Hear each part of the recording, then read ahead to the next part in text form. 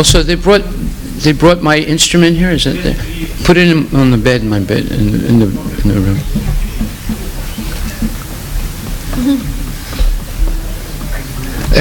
Amina is going to do a Odissi-style dance that is reminiscent of some of Krishna's pastimes.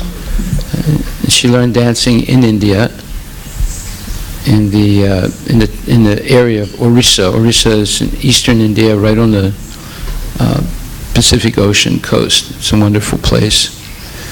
It has one of the most ancient temples in India. The present temple is there is over 2,000 years old, but it's much older than that.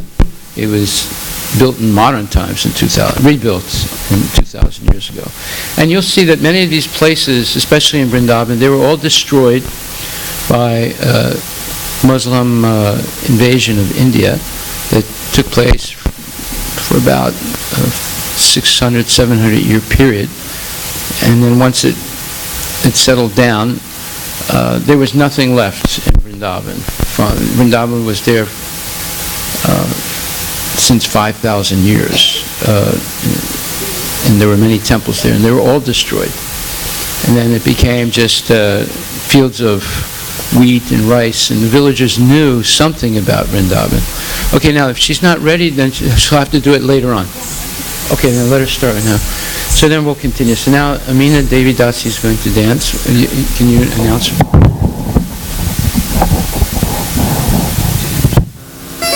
So Amina will do a dance called Vasant Pallavi. Vasant means spring. So it's a springtime dance. All the dances, you can turn it on already.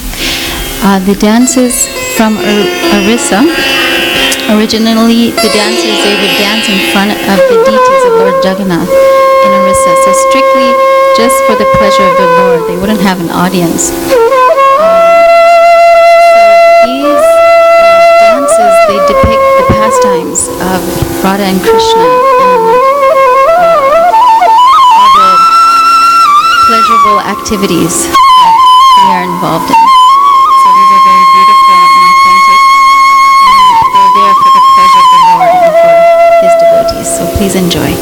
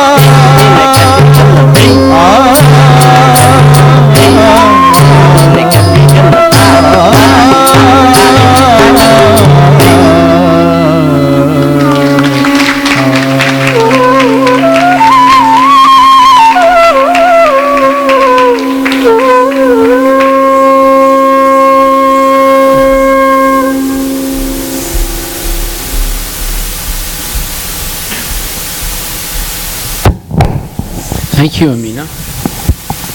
The tradition in India is they have, it's called Devadasis, especially in Orissa. And these were highly trained young girls and young men that would dance for the deities of Jagannath. So all the traditional dance styles, whether they're Bharatnatyam or Odissi, Kathak, and Kuchipudi, they were all meant to be presentations for the pleasure of the deities. And later on, they were more formalized and professionalized, and they started performing outside the temples also. But they're all based on pleasing the deities. And so we want to thank Amina. So now we're going to have a quick film about Vrindavan, so you get a feel for what it's like to have a festival every day going on in 5,000 temples at once. This is the magic of the city of Vrindavan. It's a holy place. In fact, in the Vrindavan area, the holiest place in the whole universe is called Radha Kund, and I think we will see some of it. So we'll see the film now.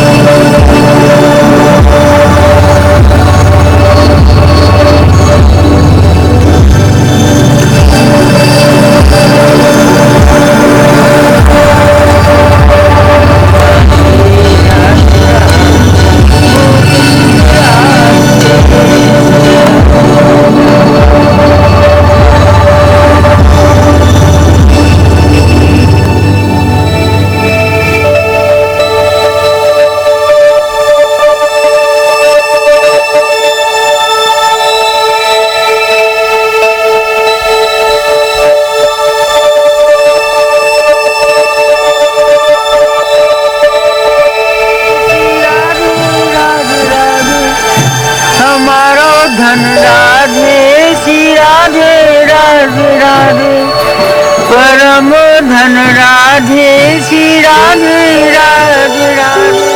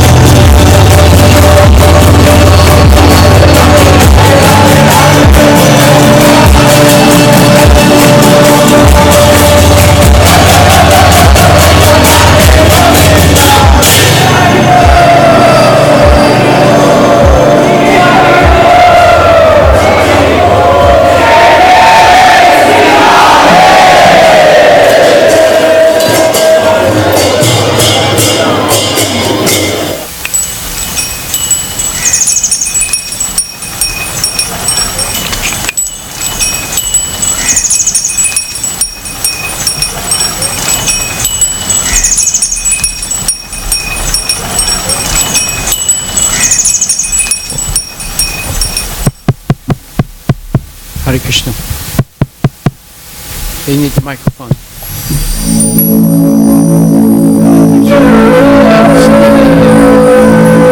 Magic of Vrindavan. It is a holy city or town, and it's a place where God is worshipped every day with intense feelings of devotion. And it has been there, it's considered, Vrindavan is considered a replica of the spiritual world, that whole area. And now we're going to have a little bit more detailed information about the transcendental city of Vrindavan. The purpose of going to Vrindavan is not to go sightseeing. If you want to go sightseeing, you can go to the Taj Mahal in Jaipur. The idea of going to Vrindavan is that you get a glimpse of the inhabitants of Vrindavan who are immersed in what's called Radha Bhava, the transcendental emotions of Radharani, who's Krishna's eternal consort. You see her right here next to Krishna, right in the middle. She's extremely beautiful, and she epitomizes pure love and devotion for Krishna. And Krishna, of course, he has a flute. His flute is enchanting. Everyone gets enchanted when Krishna plays the flute. And Vrindavan is the place of the eternal Rasa Leela dance, where the gopis, the cowherd girls, run to Krishna in the middle of the night, on the full moon night, and they dance with Krishna all night long. And he plays his flute. So this is a very enchanting concept of such personal association with God. God is a person. He's not an it. He's not a thing. He's not a force. He's an actual person. And Krishna means that he's the most beautiful person. So everyone's attracted to him. But Krishna, although everyone's attracted to him, Krishna is attracted to Srimati Radharani. So therefore she is the actual queen of Vrindavan. People don't say Hare Krishna in Vrindavan, they say Jai Radhe, all glories to Radharani, because they know even Krishna himself, who attracts everyone, he's attracted to her. So these are some secret things. I remember the first time I went to Vrindavan, 1973, I arrived in Mathura, which is about 20 miles from Vrindavan, by a train from Delhi, and then I had to take a Tunga, which is a horse-drawn carriage, to Vrindavan. Vrindavan was more obscure at that time. People would pass Vrindavan on their way to Jaipur to see the Taj Mahal. Very few people, well, there were people visiting Vrindavan, but not like today. And it was a very small town when I got there. And the Tunga driver was an old man, and the horse was a scrawny, skinny horse that was, well, you could hardly believe that he could pull the cart. That's how skinny he was. Way, you know. But Jamana Radhe Jayo Radha. But somehow or other, by some miraculous way, he was able to pull us. And Charani. Radharani ke charani hai Maharani Bhajaman Radha Jayo Radharani ke charani. He was singing about Radharani, or Srimati Radharani. And I had just bought a Sony tape recorder. It was when they first came out. So I recorded him, and you could hear the wheels, the squeaky wheels turning, and the horse, the hoofs banging on the ground, and he was also letting out bad air every once in a while, and it was quite a magical 20-mile trip. And when we arrived on the outskirts of Vrindavan, he stopped, and he told me, get down. Well, I mean, he said it in Hindi. I didn't understand, but he motioned, so I understood. And I was a little confused because we were not in the town yet. We were on the outskirts. And then he said something in Hindi, and then he bowed down himself and rolled on the dust of the street. So I understood he was saying, you have to bow down because this is a holy land. You cannot just enter into it. And I also bowed down and also rolled over like he was doing in the dust.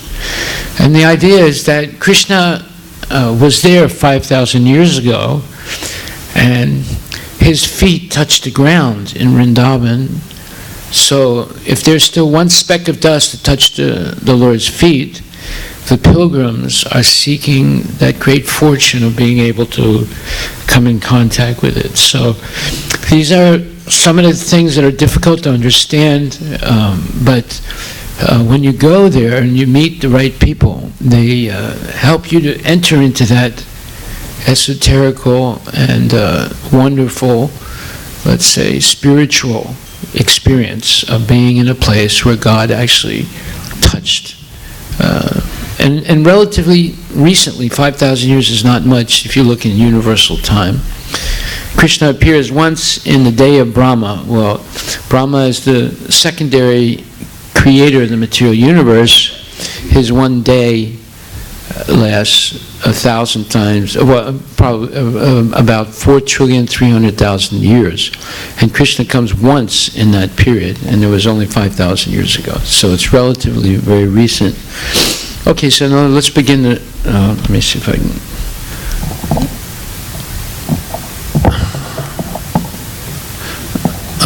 Let's see.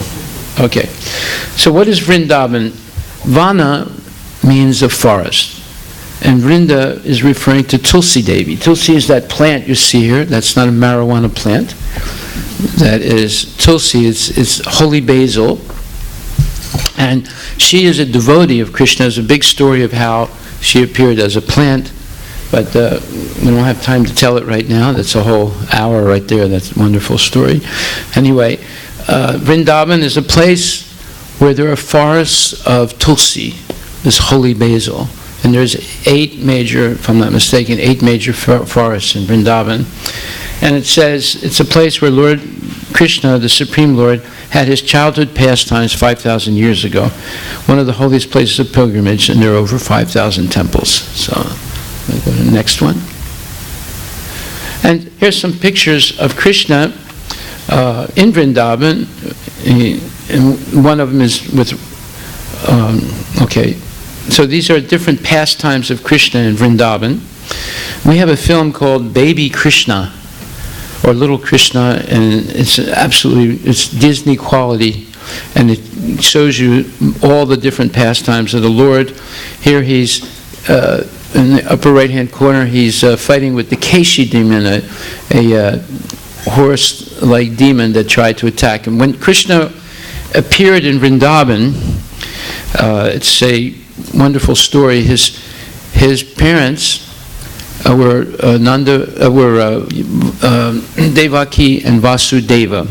Well, on the marriage day of Devaki and Vasudeva, Devaki's brother Kamsa was driving them in a chariot from the bride's house to the house of the groom.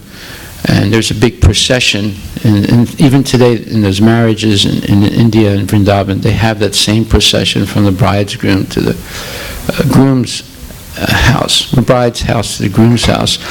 And people are singing, there's music, and the brother drives his sister and her husband, new husband, to the groom's house. Well, on the way, a oracle-like voice spoke from heaven and said, "Oh, Kamsa, you're such a fool.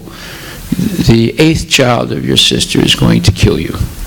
And when he heard this prophetic prophecy, he became so upset that he grabbed his sister and he was going to kill her. And then her husband Vasudeva, in consternation, gently tried to convince him not to do it. And he promised him that if you don't kill her, anyway, it says that it's the 8th child, so I will bring every child that's born to your sister and myself to you, and you can do whatever you want. So because Vasudeva was known as a very honest person, Kamsa accepted that. But just in case that they would not try and cheat him, he eventually put them in jail. You can visit that jail in Kamsa's palace today in Vrindavan, in Mathura. He was in Mathura, the capital city, and Vrindavan was a small village suburb of that capital.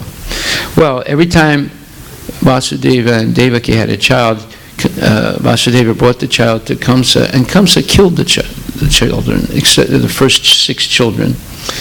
The 7th child appeared as a miscarriage, but it was mysteriously transferred from the womb of Devaki to a second wife of Vasudeva who was living in Vrindavan called Rohini. And that was Krishna's brother, Balaram.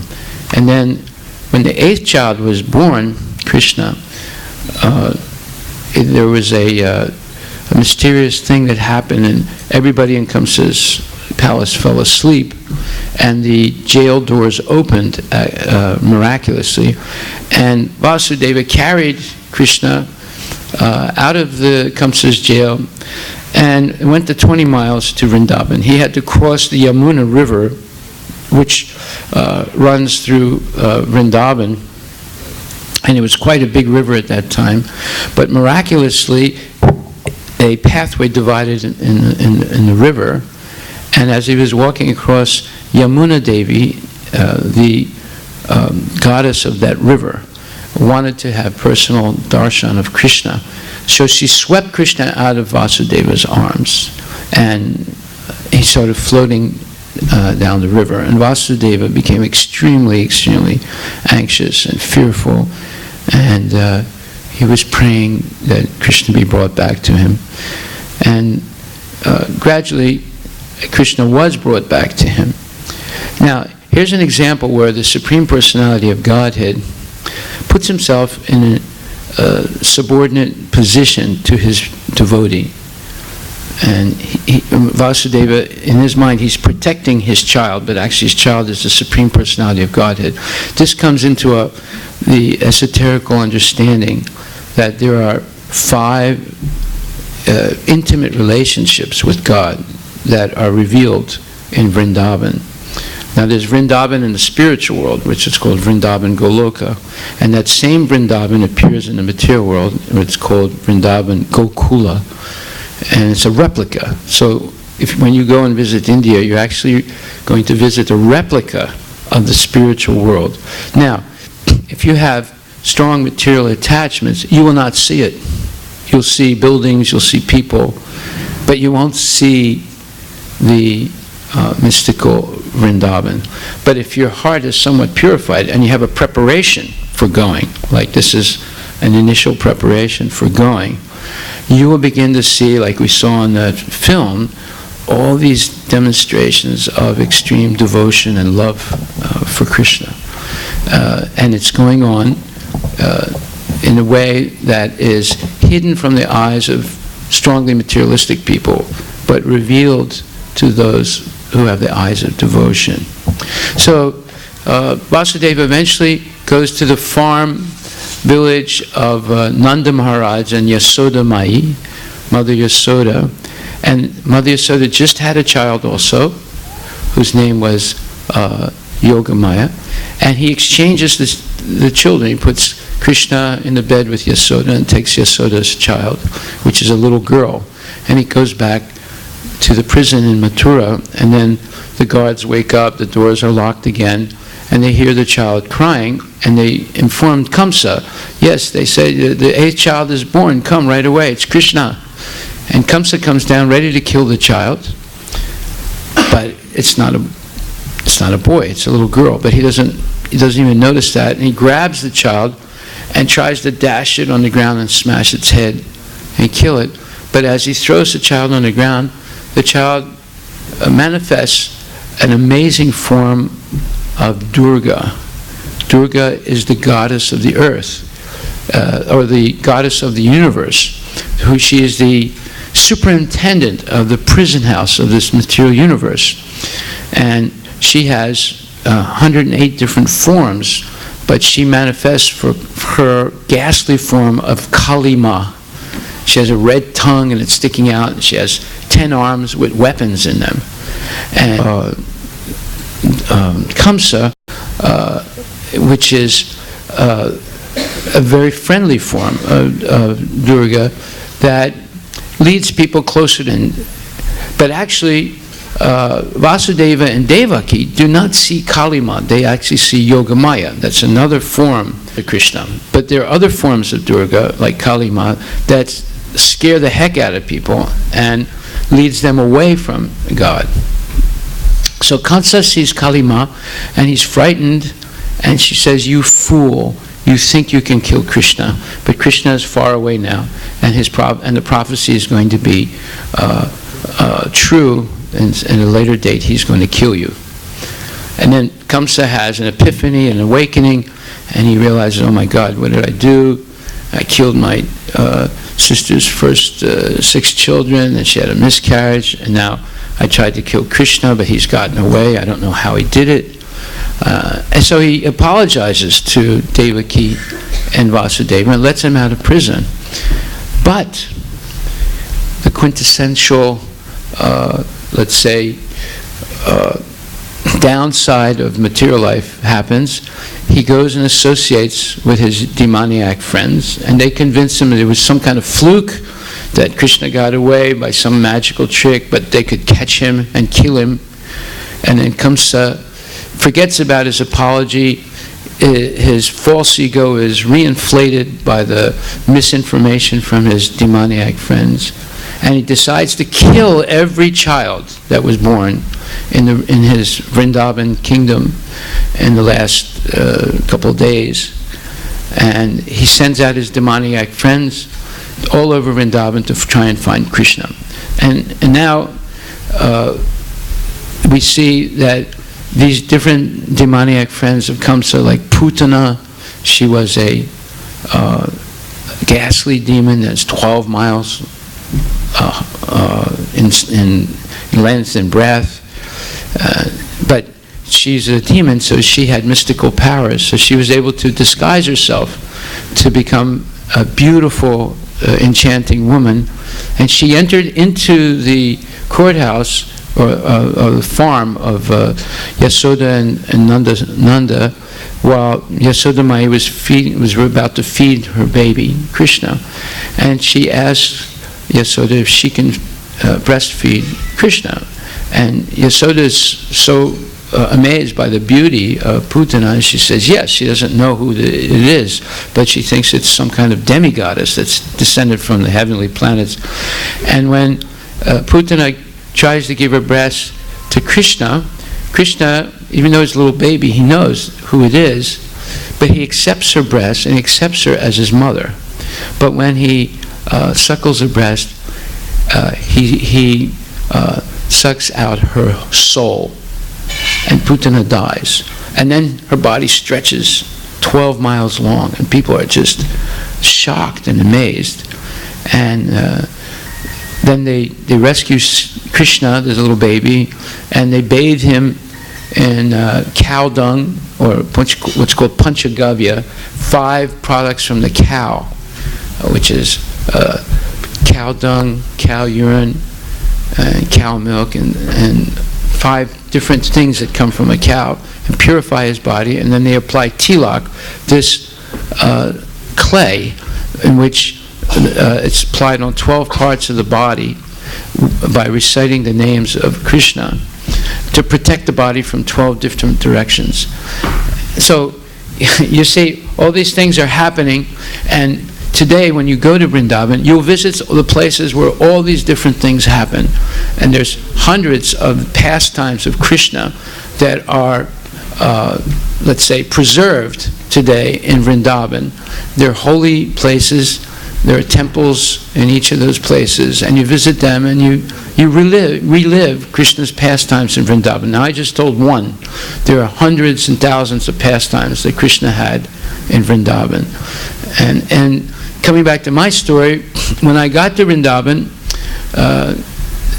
I was very interested to know what the song was that this man was singing, the Tunga driver. So I met one devotee and I asked him, I said, what is this? At that time there was hardly even 1 or 2 cars in Vrindavan. It was really a pristine village.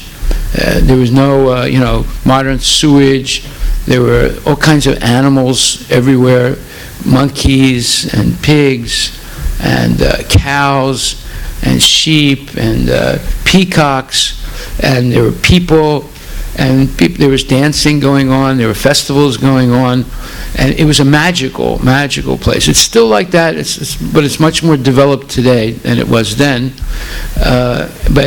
And then all day long and all night long, you could hear someone chanting Hare Krishna. In fact, I can still remember going to sleep at night, in the middle of the night, and hearing way in the distance someone chanting in a very, let's say, wonderful and impelling way the name of Krishna. And then when I would wake up 4 o'clock in the morning, I could still hear the same person singing in the distance.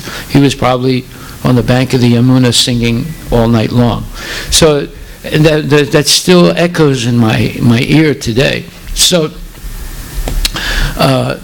a person who heard the tape said, "Where did you get this from?" I said, "Well, it was the Tonga driver." He said, "Oh, he must be a very great devotee." I said, "Why is that?" He said, "He's singing a very special bhajan, or holy chant, about the Vamsivata tree." I said, "What is that?" He said, "It's a special tree where Krishna would play his flute at night and the gopis would come and meet him." And he's saying that there's a secret about this tree that only people who have a pure heart can understand. I said, "Well, what's the secret?" He's saying that on every leaf of this tree, the name of Radha and Krishna are written, but you must have a pure heart to be able to see it. I said, "Does that still exist?" He said, "Yes, there's a temple called Vamsivata Temple. You can go right now and see it." I said, "Really?" So I took a rickshaw, which is well, there's several types of rickshaws. One is it's a person runs in front of you and draws a cart. And another type is someone has a bicycle and they ride it, and it's a cart that goes. Or there's the Tonga, where there's a horse, horse-drawn cart. So anyway, I took one. It was a bicycle-drawn cart, and the person took me to this temple, Vamsivata. It was just in time of Arti, around 6:30 at night, the evening ceremony, just like we saw earlier. And I walked in, and the place was crowded, and there were a lot of people, and there was a tree. And people were walking around the tree very reverently and chanting, and then they were going into the temple room to see the arti, the ceremony. So I waited till most of the people went, and I jumped up on the platform where the tree was, and I started looking at the leaves, but I didn't see Radha and Krishna written on the leaves. So then I realized I have to purify my heart to be able to see it. So I went into the temple also and started chanting Hare Krishna with the people to purify my heart. So you see, everything about Vrindavan, Vrindavan is a discovery of the spiritual world here in this world, if you go there with the right attitude, right? And that's why you should not go there as a tourist. You should go there reverently, understanding this is an exceptional place. There's nowhere like this in the whole universe, where God actually appeared 5,000 years ago and walked on the land and had these very special pastimes. So let's go to the next one. So this is the procession where, this is when Krishna was asked to leave Vrindavan and go to Mathura. Kamsa wanted to, he finally found out where Krishna was. Krishna now has grown he's around 12 to 16 years old, and Kamsa is trying to lure him. So the driver of this chariot is called Akrura.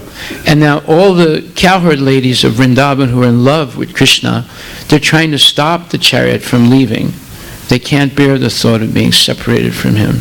And this is Krishna and his brother Balaram together. Go ahead, next. Okay, so Vrindavan is 151 kilometers or 94 miles south of Delhi in the state of Uttar Pradesh. It's just 10 kilometers or 6.2 miles off the city, away from the city of Mathura. Okay, I said 20 miles. I guess it's less now because the city of Mathura grew and Vrindavan also grew. And Vrindavan is well connected by means of road, air, and railway. Okay, so you see these are little maps. There's Delhi, there's Vrindavan, and so forth. And now the roads are very good. Previously, they were just country roads. Go ahead. Next. Okay, now this is a pictorial representation of the spiritual and material worlds. On the top, you see Goloka Vrindavan. Go means cows, and Loka means the place of cows. So whether you're in Goloka Vrindavan in the spiritual world or Gokula Vrindavan in the material world, it's a place of cows. So one thing that you'll see in Vrindavan, there are a lot of cows. Why? Krishna is a cowherd boy. He loves cows. He doesn't eat cows. He protects them, and he loves them. And the cows are very friendly and gentle. We also have a farm in Redmond, and we have very gentle, loving cows. They'll lick your hand, and they'll rub you, and you can rub them, and they're very, very people-friendly. And now, as you come down, there's a separation called the Brahma Jyoti, and this is called the spiritual light that's coming from the body of Krishna. And then you enter into the material universe, and then you'll see Durga Devi on one side. Durga Devi is the keeper of the penitentiary of the material world. What does she do? She gives people their material desires, and then she slowly takes away all the things that people get attached to that were given to them. And it drives people crazy. And she's trying to train us to know that we should not be attached to anything material, because they're going to come and go. And that our suffering in this world is unnecessary. It's only because we become attached to temporary things.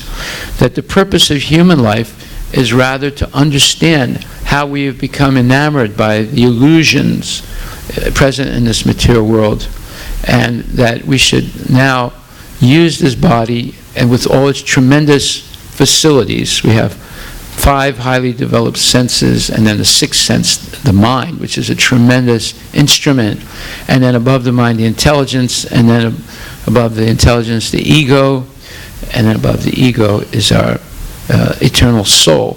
So our eternal soul is trapped in this body, in the cycle of birth and death in the material world. So the purpose of human life is not eating, sleeping, mating, and defending, or eat, drink, and be merry. It's to achieve self-realization, understanding the difference between the body and the soul, the difference between our individual soul and God, the super soul, and then the origin of the super soul, your soul and my soul, and the whole material nature, which is Krishna. And when you understand those 4 steps, you are self-realized.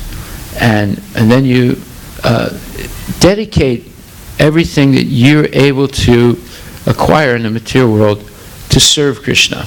Therefore, material things no longer become an impediment to self-realization. They become an impetus, because you're using everything that belongs to God in the service of God. And that's the way to become liberated from the illusion of the material world. But if you use the same things if we use the same things for our own self-indulgence, we become entrapped and go deeper and deeper into illusory states of consciousness. So, next. Okay, so the eternal couple, Radha and Krishna, are in the spiritual world, and then Krishna expands himself into these into Narayana forms in the spiritual world, and there's billions of planets in Vaikuntha, which is another part of the spiritual world. But the center of the spiritual world is Vrindavan with Radha and Krishna. Go next. Vajranabha Maharaj became the king of Mathura. This is 5,000 years ago. Vajranabha. So Lord Krishna's great-grandson identified and named every forest, grove, and garden, lake, and kunda, or pond, hill, rock, and village connected to Krishna's pastimes within the entire area of Rajamandala, or the area of Vrindavan. Vajranabha installed at least 16 very important deities at various places around Rajamandala, or the area of Vrindavan. Over the next 5,000 years, with the ever-changing socio-political scenario, almost all the holy places and deities established by Vajranabha were either hidden, abandoned, looted, or just forgotten. Next. The original Gopinath deity established in Vrindavan by Rajanava Maharaj. So this deity is 5,000 years old. But you'll see that it moved. It was moved to protect it from different invasions and different issues. Go ahead, next. This is the Haridev temple. The presiding deity Harideva was installed by Vajranabha Maharaj. So you can visit that temple.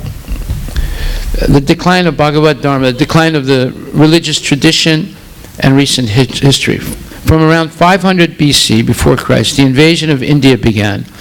First with the Persians under Darius, then the Greeks under Alexander, and then the Syrians under Seleucus Nicator. Greco-Bactrians under Menander captured Mathura in 150 before Christ. Sakas ruled Mathura in 140 before Christ. Kushans defeated Sakas in 50 before Christ. During Kushan's rule, Mathura was converted into a major Buddhist learning and culture center. Many ancient holy places were turned into Buddhist shrines and monasteries. Vikramaditya drove out Kushans. He built the Keshava temple in Mathura. Invasions of India began once again with an even greater ferocity. The Huns, Arabs, Turks, Afghans, Pathans, and then the Mughals conquered India. New rulers have plundered the cultural history of India, ruining temples all over India. The revival of India, of Vrindavan in the 15th century by Lord Sri Chaitanya Mahaprabhu. Chaitanya Mahaprabhu, we worship him. He's over here. He and his brother Balaram incarnated as Chaitanya and Nitai 500 years ago. Golokera Premadana Harinama Sankirtana. They came down from the spiritual world, Krishna and Balaram, in order to inaugurate the congregational chanting of the Hare Krishna mantra as the Yuga Dharma, as the recommended means in this particular age to achieve love of God and to become liberated from the cycle of birth and death. So Chaitanya Mahaprabhu, who's Krishna himself, appeared in the year 1486. He introduced the Sankirtan Yagya, or the sacrifice of congregational chanting of Krishna's holy names. Hare Krishna, Krishna Krishna, Hare Hare, Hare Ram, Ram Ram, Hare Hare. We chant this mantra. Man means the mind, Tra means what delivers the mind from ignorance. So when you chant this mantra, this holy vibration of Krishna's names, Krishna is non-different than his names because he is absolute. Therefore, you begin to associate directly with God through the sound vibration of his holy names. And what happens? He specifically propounded the chanting of the Hare Krishna Maha Mantra. So by chanting this mantra, let's all repeat it one time. Hare Krishna. Hare Krishna. Hare Krishna. Hare Krishna. Krishna Krishna. Krishna Krishna. Hare Hare. Hare Hare Rama. Hare Rama. Hare Rama. Hare Rama. Rama Rama. Of love and devotion. Everything is personal in the creation of God. There's nothing impersonal. Hare Hare. Hare is referring to Radharani. She is the personification of Krishna. But we perceive impersonal things by forgetting God. Just like if you forget that Rembrandt painted this scene in southern France, and you just look at the picture and you forget that the author of that picture, the artist, is Rembrandt, then it seems impersonal. But if you know the history of that painting, you know, whoa, the Rembrandt was a real person. He was an interesting person. He was in the south of France on a summer day, and he painted this fantastic picture of flowers and the French Alps, and etc. So everything's actually personal, but when you forget the person behind things, you see it impersonally. So the whole purpose of chanting Hare Krishna is to remember that Krishna is behind everything. Just like if you get a computer, there's a little label on it that says Intel inside.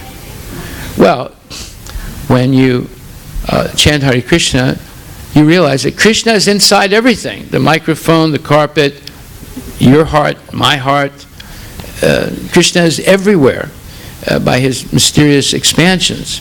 And when you develop that universal vision of Krishna, all of a sudden prejudices, hatred, suspicion, fear, all those things disappear because you become conscious of the omnipresence of God, personal presence of God. And that makes us into people, into civilized persons. We no longer have a material vision. Material vision is seeing, just like one time a man was drowning and another man jumped in the water, swam up to him, and grabbed his shirt, and he came back, swam back to shore, and he said, "I saved him." And he showed the shirt. And people said, "Wait a minute, that's only his shirt. You didn't bring him back. You forgot him in the water." So, in the same way, if we only see the outside material covering, called the material body, but don't understand the existence of the soul and the existence of the supersoul, God, in the body of every person, we don't really see that person. We just see something that is a covering. Just like if you get a Snickers bar, but you just have the outside covering of it and not the bar itself, or you get the chaff, but not the grain. So you're cheating yourself. So unless we understand the spiritual existence of a person, we don't really know that person. In fact, we don't know ourselves if we think we're just his body.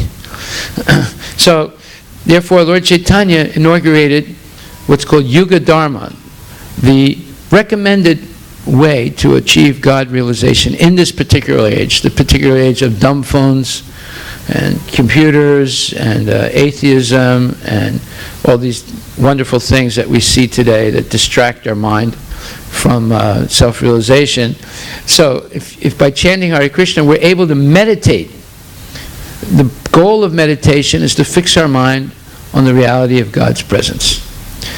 And the easy way to do it is by chanting and dancing.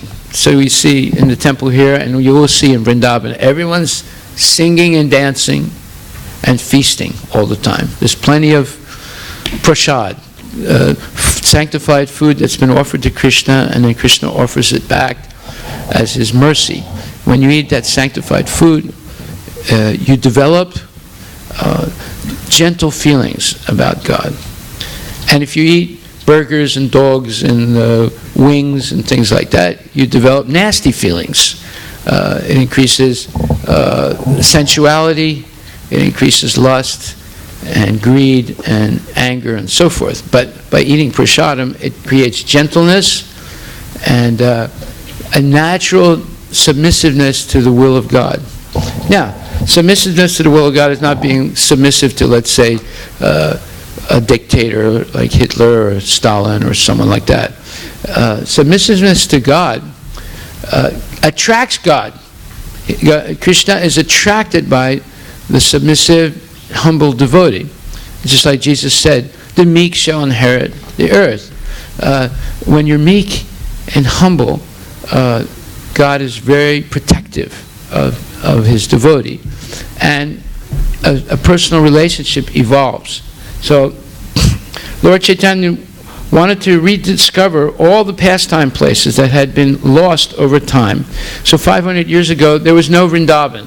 People had heard about it. The villagers in that area knew something, but there was nothing. There were no temples 500 years ago. So he reestablished the important deities of Vrindavan that were previously installed by Krishna's great-grandson Vajranabha Maharaj. Lord Chaitanya visited Vrindavan in the year 1515. During his travels around Rajamandala, or the general area of Vrindavan, Lord Chaitanya rediscovered a number of important holy places.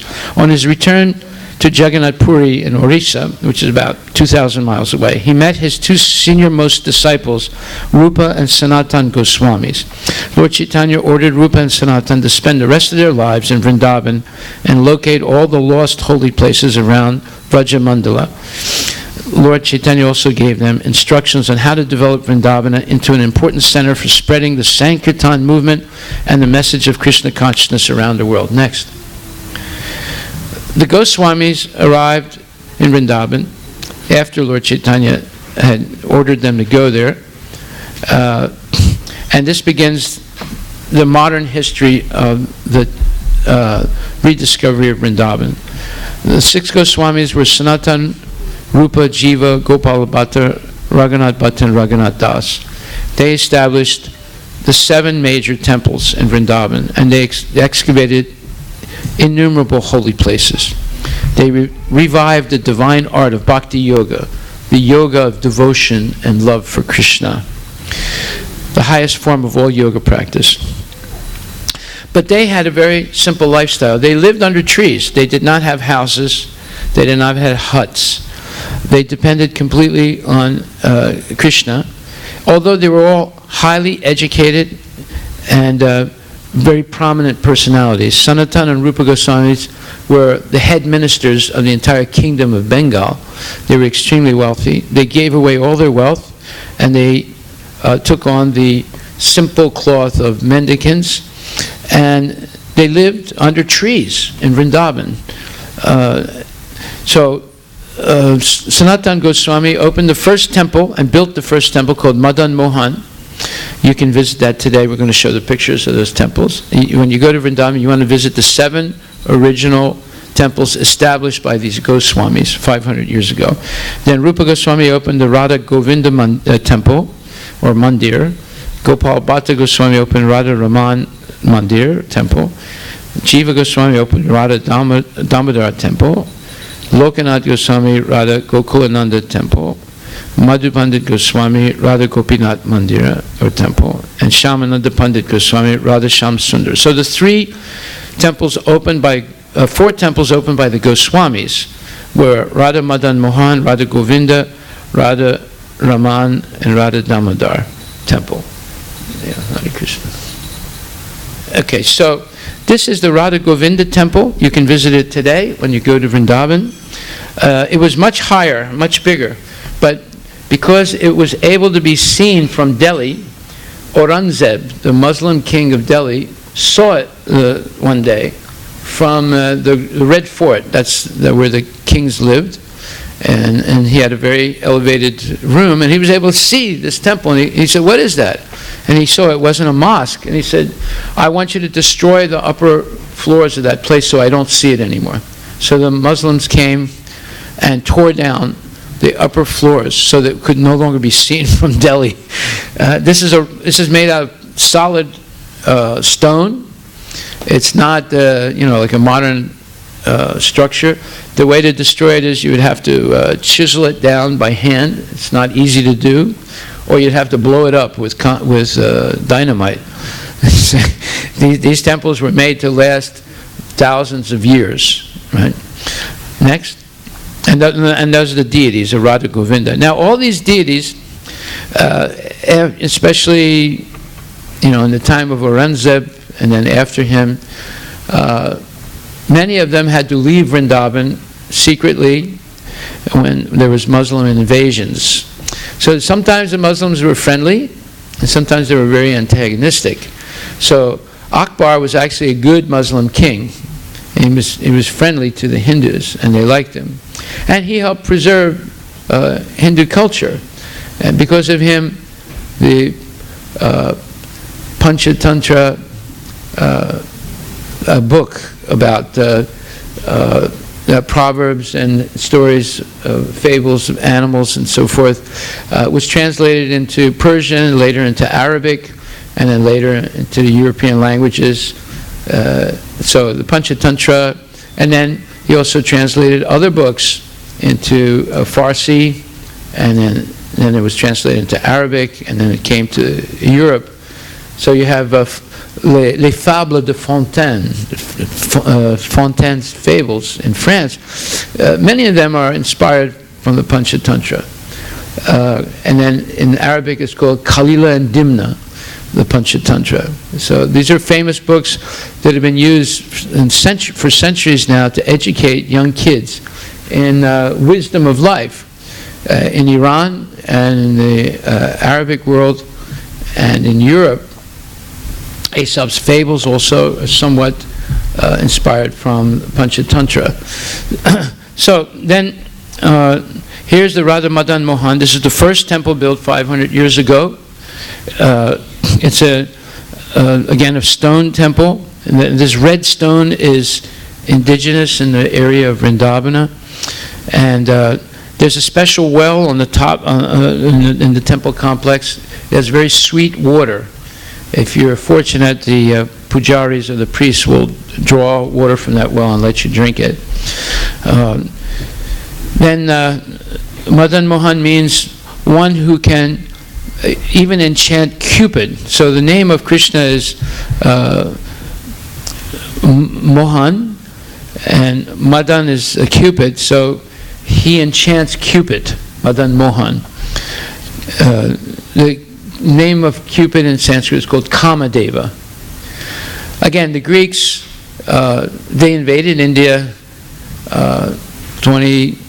over 2,000 years ago, so there were very many cultural exchanges between ancient Greece, especially when the Greeks in the time of Alexander, and India. Even before the time of Alexander, there's something in South India and Andhra Pradesh called the Heliodorus Column. This was discovered in the end of the 19th century. It was built by a Greek who was an emissary from a Greek king to the kingdom of Andhra in South India.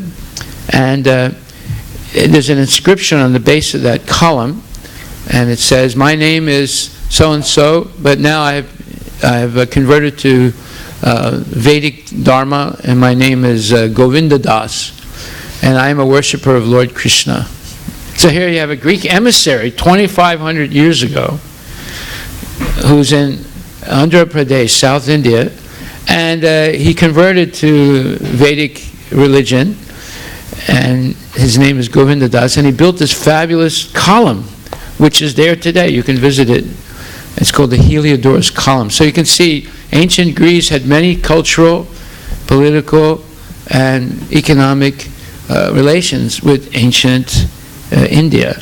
That's why even you look at Greek geometry and the Pythagorean geometry, that's exactly based on Vedic mathematics, which we teach here. It's all about relationships between numbers, and also related to the movement of planets, and also related to musical scales.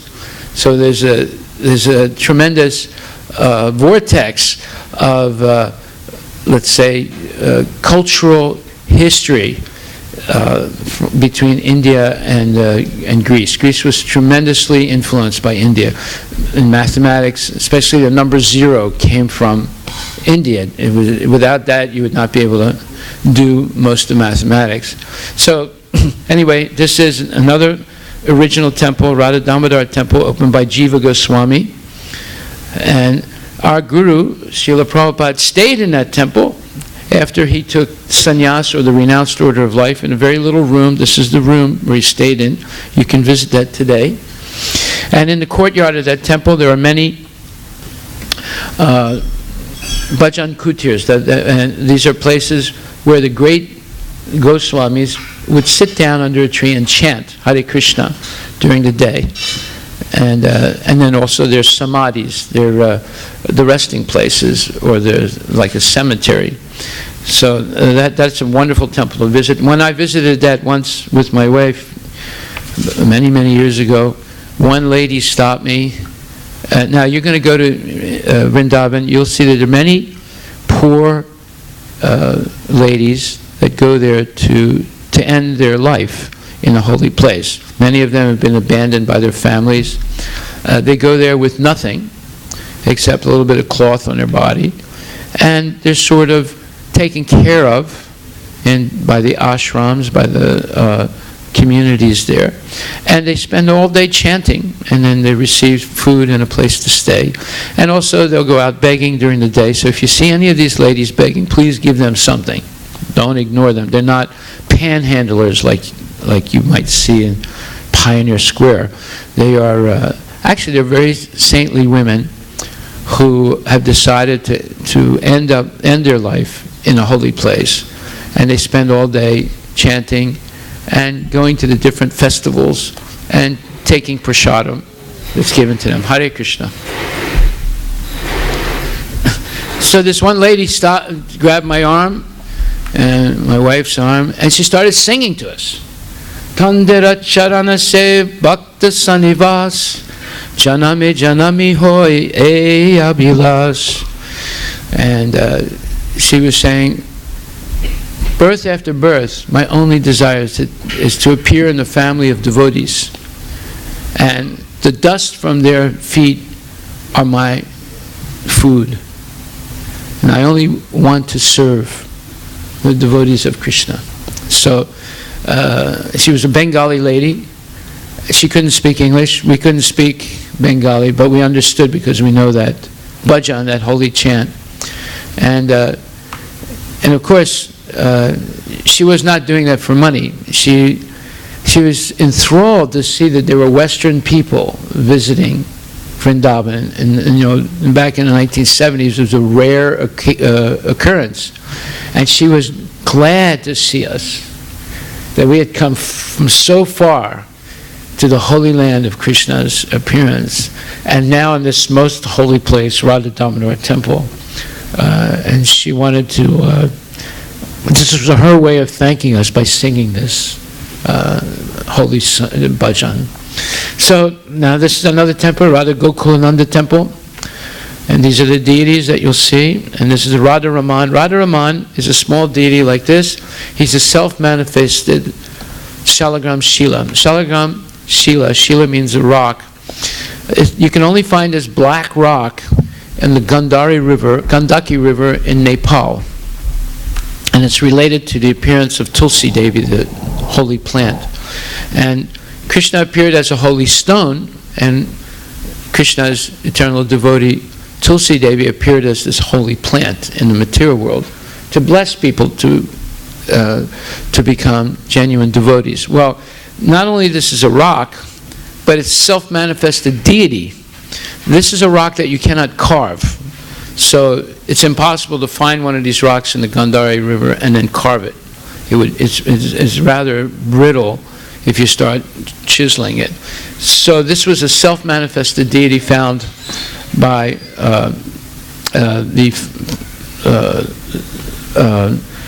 Raghunath Das Goswami. Is it Raghunath Bhatta or Raghunath Das? Raghunath Bhatta. Gopala Bhatta Goswami, yes. And he found this deity, or it manifested before him, and is still being worshipped today. It's a very enchanting deity, and it's a very impelling temple, the spiritual atmosphere in that temple, and you can visit that. Okay, go ahead. There are many, many stories. I mean, we don't have much time. We're going over this real quickly. Usually you have to do what's called Vrindavan Parikrama. Vrindavan Parikrama means you spend at least a month going to all the different places in Vrindavan with a guide who will explain all the histories and the transcendental pastimes of Krishna that takes place in those places. Actually, you would have to spend a year there to really know what's going on. But they have these 1 week or 1 month, let's say, pilgrimage walks around all the holy places in Vrindavan. And it's an area that covers about 250 square miles. So okay, now this is Radha Gopinath Temple that you can also visit. So there are three major temples: Radha Madan Mohan, Radha Govinda, and Radha Gopinath Temple. So when you visit Radha Madan Mohan, it establishes what's called Sambandha, your introduction to Krishna. Then when you visit Radha Raman Temple, you evolve your relationship to Krishna through service. So that's called Abhideya in Sanskrit. And then when you go to Radha Gopinath Temple, you develop full-blown love of God, and that's called Prayojana. So just like when you meet someone for the first time, you establish a connection and a relationship. Then when you, let's say you date, and you start doing things together, and you start appreciating each other, and one thing leads to another, and then you fall in love.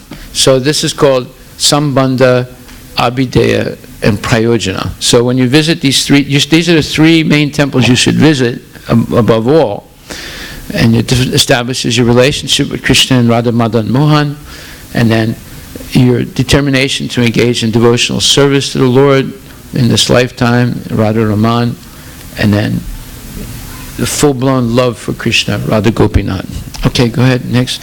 Okay, now this is Banki Bihari. This is one of the oldest.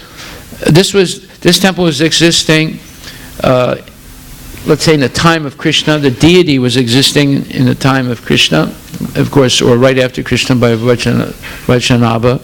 But then the deity in the temple disappeared, and then it reappeared again. The deity reappeared again in modern times. So this is Banki Bihari. This is probably the most famous temple in Vrindavan.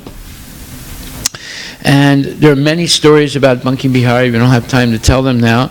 Many miraculous things about this deity. But you can visit this temple.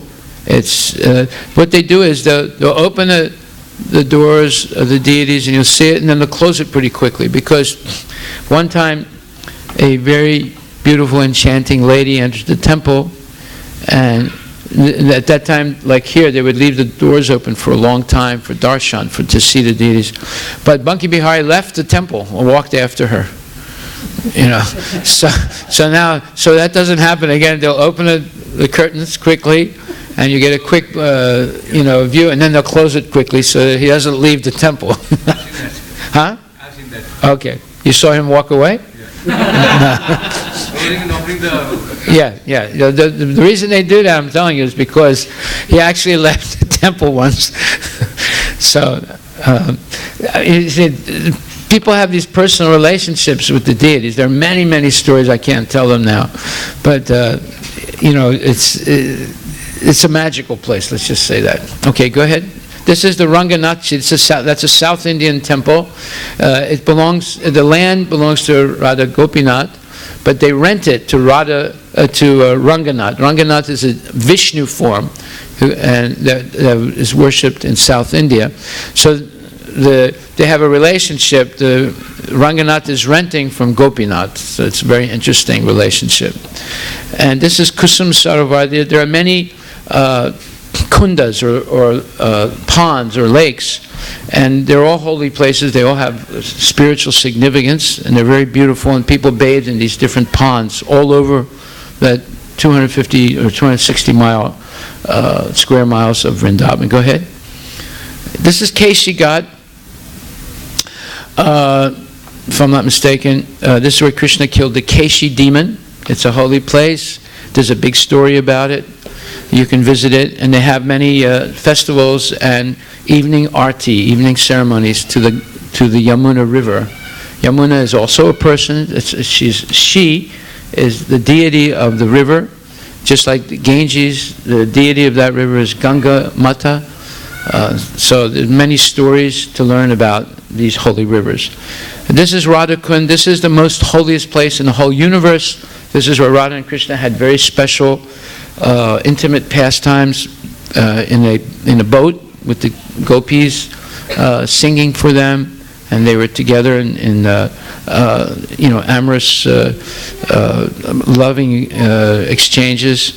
And you can visit that place. And this lake has big turtles in it. Of course, they don't bite you unless you're inimical to Krishna. So definitely don't go if you're inimical. But if you're not inimical, then you can go into that lake and bathe. It's a very holy lake. Some people are afraid to even go in, not because of the turtles, but because it's so holy. So they'll just take some of the water and put it on their head. So here's our Guru, Srila Prabhupada.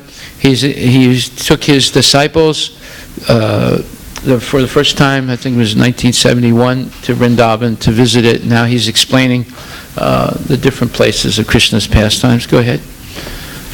This is the temple that we have in Vrindavan. It's called the Krishna Balaram Temple. Krishna is the Supreme Personality of Godhead, and his brother is Balaram. So they are the main presiding deities of this temple. This is an area of Vrindavan where Krishna and Balaram would play when they were there 5,000 years ago. Here's the temple. Here are the devotees. Here's Srila Prabhupada in the middle there. When it was first built in 1974, I was there at that time. And this is the entrance of the temple. Go ahead. This is the second main deities, Radha and Krishna. in the Krishna Balaram temple. Go ahead. And the worship of Radha in that temple is ecstatic. We have 24-hour kirtan going on. 24 hours a day, people are singing and dancing for Krishna, Radha and Krishna.